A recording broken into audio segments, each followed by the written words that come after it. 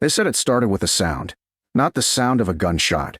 Not yet, but the soft click of a hammer sliding into place, followed by silence so thick, you could feel the air hold its breath.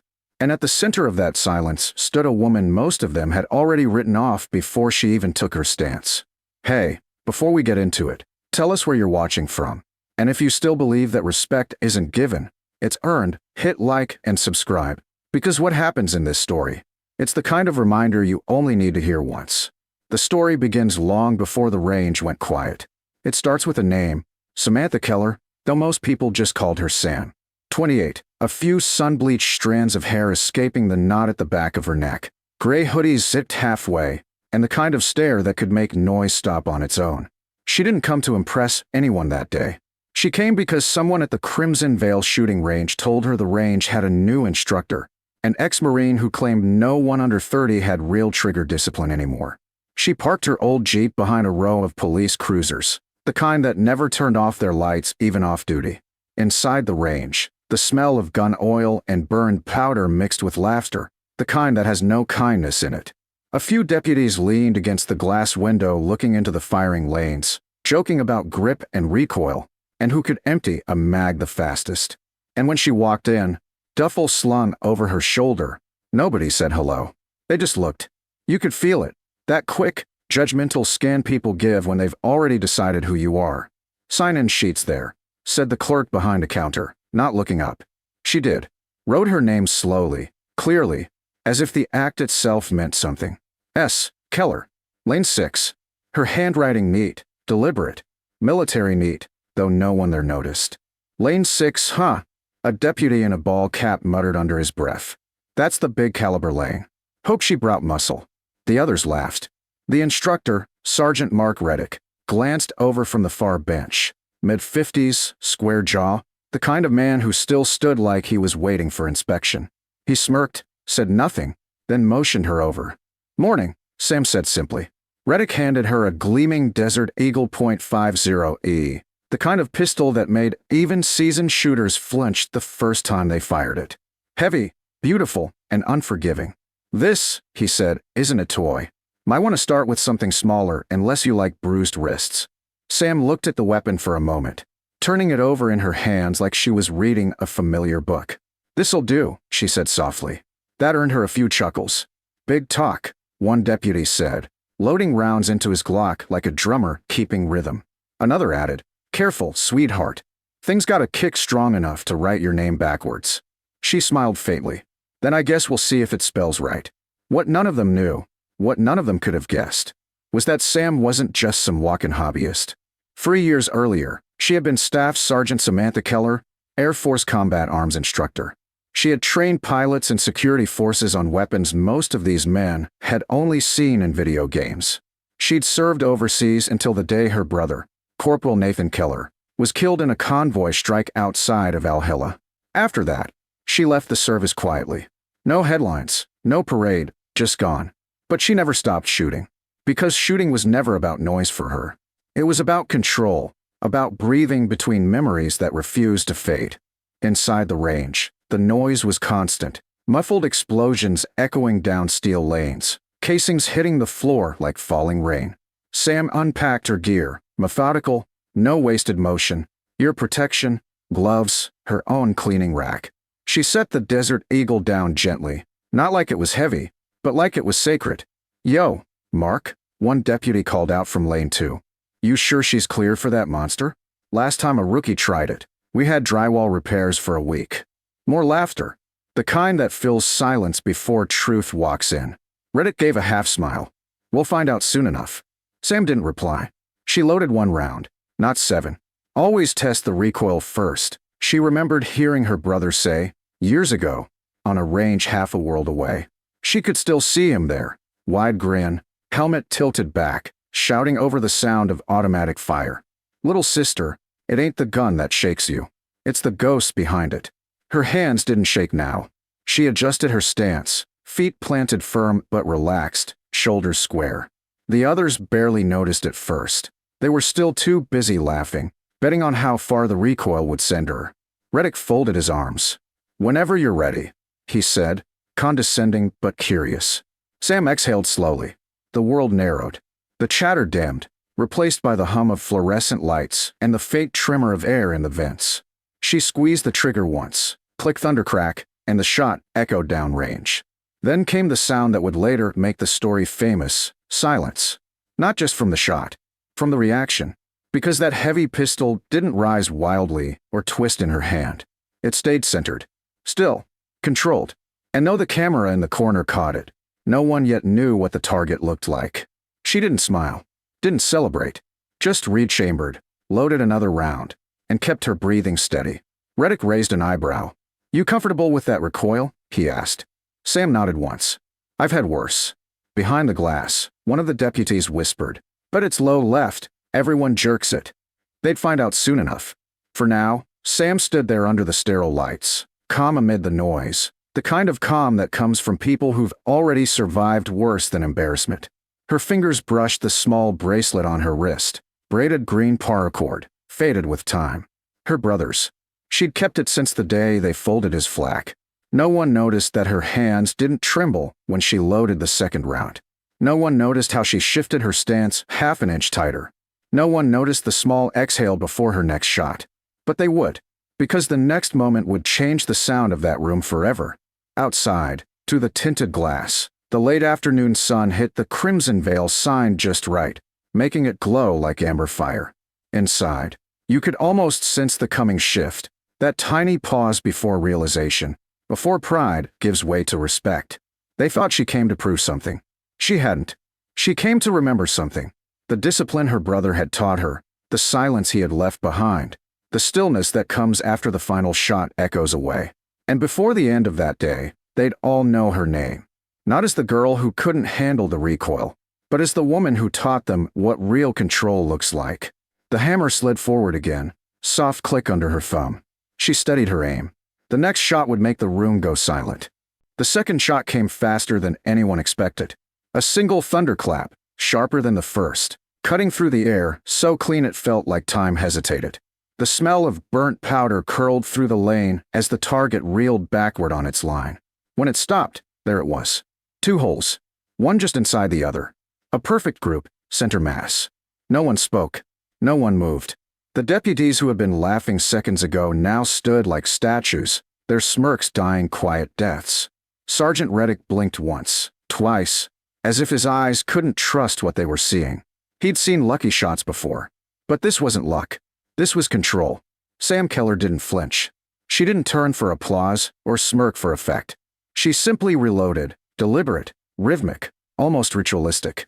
Her breathing stayed slow, mechanical, each inhale measured to the second. The muzzle rose, settled, fired again.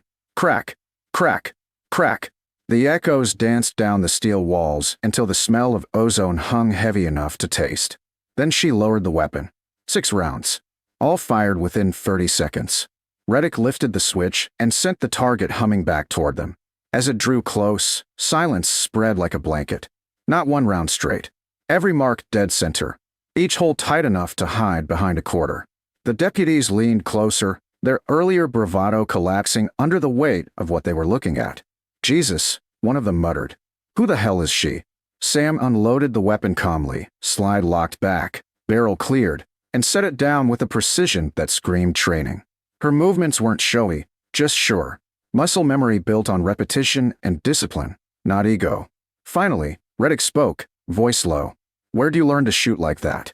She looked at him, expression unreadable. Downrange. Different kind of range.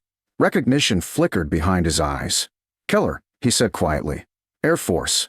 Combat arms." The room went still again. Even the ones who hadn't served knew that name. Years ago, during joint exercises, stories about the youngest female marksmanship instructor to qualify across multiple weapon systems had circulated through units like legend. Few believed them. They said she could disassemble and reassemble an M4 blindfolded while quoting wind correction tables from memory. They said she once outshot an entire Marine detachment in a cross-service competition and refused the trophy.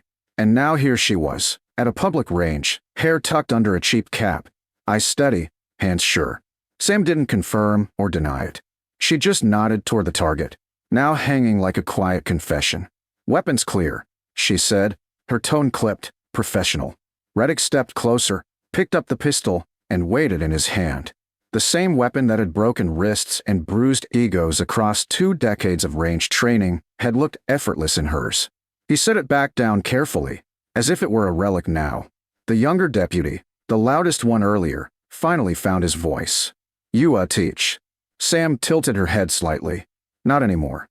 He swallowed hard, nodded, then looked away. His hands fidgeted with his sidearm unconsciously, the way nervous recruits do when they suddenly remember how much they don't know. Reddick leaned against the lane divider, studying her. "Why'd you stop?" Sam's gaze lingered on the paper target downrange. "Some lessons you can't teach twice," she said softly. "You just remember them until your hands stop shaking." There was something in her tone, grief maybe, or reverence, that made even the hum of the ventilation fan sound quieter. When she finally stepped back from the booth, the others instinctively cleared a path. Not out of fear, but respect. That quiet kind that doesn't need words. The kind born from witnessing something undeniable. She packed up her bag, zipped it shut, and paused only once, looking at the target one last time before walking toward the exit. Her brother's bracelet glinted faintly in the fluorescent light, worn but unbroken. Behind her, Sergeant Reddick stood with arms crossed, still staring at the perfect pattern on the paper. "She didn't come here to prove anything," he murmured. One of the younger men asked, "Then why'd she come?" Reddick's answer came slow, certain. "To remember." Outside, the late-day sun caught the edges of the glass door as it closed behind her. For a moment, the reflection showed the lane she'd left behind, smoke still rising, target swaying gently, 6 perfect holes cut into its heart. And in that small, motionless space between thunder and silence, every man in that room understood what it really meant to earn the right to be quiet. The sun was starting to drop low when Sam stepped out of the range, the smell of gunpowder still clinging to her jacket. The parking lot was nearly empty now, just a few cars glinting under the fading light. She took a breath, that kind of long, steady exhale that comes after holding it together too long, and slung her duffel over one shoulder. The air outside felt different, lighter somehow, though she hadn't said much to anyone inside. She didn't need to. The sound of 6 perfect shots had spoken for her. Inside, Sergeant Reddick stayed back near lane 6. He hadn't moved since she'd left. The paper target hung there like a sermon no one expected to hear. 6 holes, each one proof that experience doesn't fade, it just gets quieter. The younger deputies gathered near the benches, voices low now, none of them laughing. The one who'd mocked her most, the same one who'd joked about recoil and bruised wrists, stood closest to the window, watching her through the glass. "She really was combat arms?" he asked. Reddick nodded, eyes still fixed on the target. "Was? Son, once you've earned that, it doesn't wear off. You just stop needing to prove it." He reached out, tore the paper from its clip, and rolled it carefully, not like a souvenir, like a reminder. He held it for a second, then set it on the counter. "Keep that," he said. "Might help you remember what respect sounds like when it's earned the hard way." Outside, Sam paused beside her Jeep. She glanced back once toward the range doors, faint smile pulling at the corner of her mouth. She didn't need to see their faces to know the noise had stopped. She could feel it, the kind of silence that follows understanding. She rested her hand on the driver's side mirror for a moment, watching her reflection in the glass. Same calm eyes, same steady hands, but maybe a little less weight on her shoulders. She hadn't fired those shots to make a point. She'd done it because sometimes memory needs a sound. Her brother had taught her that. "One clean shot," he used to say, "and the world slows down long enough for you to remember who you are." She hadn't said his name in months, but when she looked down at the bracelet around her wrist, it was like he'd been there with her, steadying her aim one last time. She climbed into the Jeep, started the engine, and let the hum fill the silence that used to be too heavy to bear. As she pulled out of the lot, the neon sign of Crimson Veil flickered behind her, one letter half lit, like an unfinished sentence. But she didn't look back again. Inside, Sergeant Reddick turned off the lane lights. Before he did, he noticed something. The brass casings still lying where she'd left them, perfectly aligned, all facing the same direction. No one else did that anymore. He smiled faintly, shook his head, and muttered, "Still teaching, Keller. Still teaching." By the time the range closed, word had already started spreading, not through headlines or social media, to whispers, to the kind of talk that happens when someone witnesses something that humbles them. The story of the woman who came in quiet, handled a desert eagle like it was a paintbrush, and left every man in the room a little quieter than he'd been before. Weeks later, Lane 6 got a new nickname. Someone had taped a small handwritten sign above it that read Keller's line. No one laughed about it.